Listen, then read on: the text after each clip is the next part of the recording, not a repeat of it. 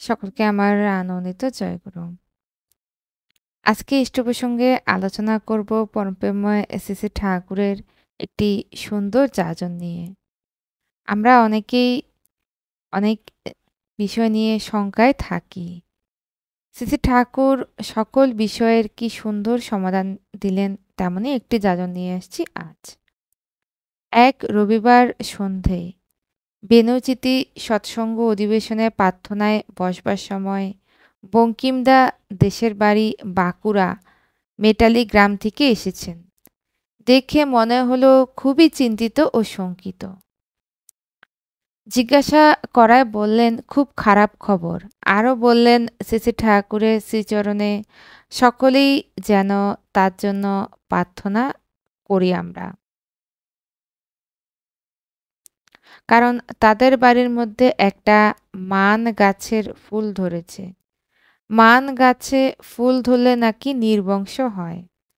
আমাকে সঙ্গে নিয়ে দেওঘর যাওয়ার একান্ত ইচ্ছা। শ্রী ঠাকুরকে নিবেদন করে তার প্রতিকারের বিধান নেওয়া, এটা একটা সংস্কার ছাড়া আর কিছুই নয় বলে বঙ্কিমদাকে নিরত থাকতে বললাম। কিন্তু বঙ্কিমদা কিছুতেই রাজি হলেন না। অগত্যা আমিও বঙ্কিমদা দেওঘরে যাই। শ্রী ঠাকুরকে বঙ্কিমদা নিবেদন করতেই শ্রী ঠাকুর বললেন, তোর ভয় থাকলে গাছটাকে উপড়ে ফেলে দে। বঙ্কিমদা হাত জোর করে বললেন, আপনার পুণ্যপুঁথিতে লেখা আছে মান গাছে ফুল হলে নির্বংশ হয়। শ্রী ঠাকুর বঙ্কিমদার কথা শুনে চুপ করে বসে রইলেন। একটু পরে পাশে রেবতীকে জিজ্ঞাসা করলেন, কি আছে রে? রেবতীদা তৎক্ষণাৎ পুণ্যপুঁথি এনে শ্রী ঠাকুরকে পড়িয়ে শোনালেন। কথায় বলে মান গাছে ফুল ধরলে নির্বংশ হয়। রেবতীদা তখন বললেন, কথায় বলে, অর্থাৎ এটা একটা সংস্কার ছাড়া আর কিছুই নয়। বঙ্কিমদা বেশ আশ্বস্ত ও চিন্তামুক্ত হলেন। শ্রী ঠাকুর তখন তামাক চাইলেন এবং মনে হলো খুশি মনে তামাকের নলে টান দিতে শুরু করলেন। আমরাও খুশি মনে নিবেদন করে দুর্গাপুরে ফিরে আসি। আমরা শ্রী ঠাকুরের পুঁথিপুস্তক পাঠ করি, গভীর মনোনিবেশ দিয়ে বিষয়বস্তু নিয়ে চিন্তা করি না। লোকের কাছে ভাষা ভাষা করে ভুল ব্যাখ্যা করি কিংবা আমরা প্রবৃত্তি মাফিক ব্যাখ্যা করি। শ্রী ঠাকুরের বাণী পাঠ করে হৃদয়ঙ্গম করা, নাম ধ্যান সাধন ভজন সম্পন্ন হওয়া বিশেষ প্রয়োজন। সাধন ভজন না থাকলে অনেক সময় ভুল ব্যাখ্যা হওয়ার সম্ভাবনাই বেশি। অনেক সৎসঙ্গ অধিবেশনে অনেকে শ্রী ঠাকুরের বাণীর ভুল ব্যাখ্যা পরিবেশন করেন, আবার নিজের প্রবৃত্তির সঙ্গে মিলিয়ে বলেন ঠাকুর এমনই বলেন। সাধারণত সৎসঙ্গীর এতে ভুল বুঝে ভুল পথে যাওয়ার সম্ভাবনাই বেশি থাকে। একদিন বাজারে দেখলাম এক সৎসঙ্গী ভাই মাংস কিনছে।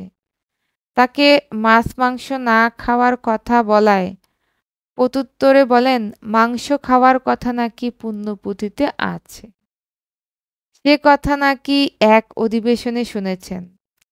তার কথা শুনে আমি অবাক। আমি তাকে শুধু বললাম, তোমার ঘরে পুণ্যপুঁথি আছে? তুমি নিজে একবার পড়ে দেখো। আমাকে বলবে কি লেখা আছে। তোমার প্রবৃত্তি মাফিক ব্যাখ্যা করে লাভ হবে না, অন্যেরও লাভ হবে। দেখো, আমাকে বলবে কি লেখা আছে, তোমার প্রবৃত্তি মাফিক ব্যাখ্যাটা কি। লোকটা আমার কথায় তাই মাংস না কিনে চলে গেল। একদিন এক গুরুভাইয়ের বাড়ির পাশ দিয়ে যাচ্ছি, হঠাৎ ওই বাড়ির ভিতর থেকে চিৎকার শুনতে পাই। একটু থমকে দাঁড়াতেই স্বামী স্ত্রী ঝগড়া হচ্ছে বুঝলাম। স্বামী খুব চিৎকার করে স্ত্রীকে শাসাচ্ছে আর স্ত্রীও উচ্চস্বরে কাঁদছে। স্বামী স্ত্রীর ঝগড়া বাড়ির মধ্যেই ঢুকতে একটু দ্বিধাবোধ করছি। আমি কিছুক্ষণ পর ওই বাড়িতে ঢুকতে দাদাটি আমাকে দেখে তার উগ্র মূর্তির পরিবর্তন ঘটিয়ে আমাকে অত্যন্ত বিনয়ের সঙ্গে সাদরে আমন্ত্রণ করে বসতে অনুরোধ করেন। মাটি আমাকে দেখেই তার কপালে হাত দিয়ে চেপে ঘরের মধ্যে ঢুকে গেলেন। আমি এই দৃশ্য দেখে খুবই বিস্মিত ও সন্দিহান। হঠাৎ বারান্দায় কয়েক ফোঁটা রক্তের দাগ। একটা গামলায় সদ্য কাচা শাড়ির নীল জলে চুবান। আমি ব্যাপারটা কিছুই অনুমান করতে না পেরে জিজ্ঞাসা করলাম, বারান্দায় রক্তের দাগ কেন? আমার কথা শুনতে পেয়ে ঘর থেকে ওই মাটি বাইরে এসে তার কপালের হাত সরিয়ে বললেন, দেখুন, দরজার তালা দিয়ে আমার মাথা ফাটিয়ে দিয়েছে। আরও কিছু বলতে যাবেন তার স্ত্রীকে বাধা দিয়ে তার স্বভাবসিদ্ধ বক্তৃতারভাবে বললেন, দাদা, ঠাকুর বলেন অসৎ নিরোধী সত্যই। দেখুন দাদা, আমি তার স্বামী। বলুন দাদা, স্ত্রীর কাছে স্বামী তার দেবতা। ওই দেখুন, গামলার ভিতর শাড়িগুলো এখনো পড়ে আছে, আমার কাপড়গুলো বাইরে পড়ে। স্বামী দেবতার কাপড় আগে না ভিজিয়ে নিজের কাপড় আগে ভিজিয়েছে। আমি ওকে জিজ্ঞাসা করলে আমার সঙ্গে তর্ক করায় আমার রাগের মাত্রা আরো বেড়ে যায়। আমার হাতের কাছেই তালাটা ছিল, তা ওর দিকে ছুঁড়ে মারতেই ওর মাথায় লাগে। দেখুন দাদা, এইসব অসৎ স্ত্রী, এদের জন্য ঠাকুরের কত কষ্ট। আমি এসব বরদাস্ত করব না। স্ত্রী বলুন আর ছেলেই মেয়েই বলুন, দাদা আমি ঠাকুরের বেলায় খুবই কঠিন। আরও অনেক কিছু বলতে যাবেন, তাকে বাধা দিয়ে বললাম, শোনো ভাই, তোমার প্রতি আমার একটা অন্য ধারণা ছিল, কিন্তু তুমি এটা কি করলে? একটু দৃঢ় মস্তিষ্কে চিন্তা করো। ওই তালাটা যদি মাথার অন্য জায়গায় লাগতো, হয়তো তোমার স্ত্রীর মৃত্যু ঘটতে পারত। তুমি একজন বিশিষ্ট কর্মী, তোমাকে কত লোকে শ্রদ্ধা করে, তোমার কথা শোনার জন্য কত লোক অধিবেশনে আসে।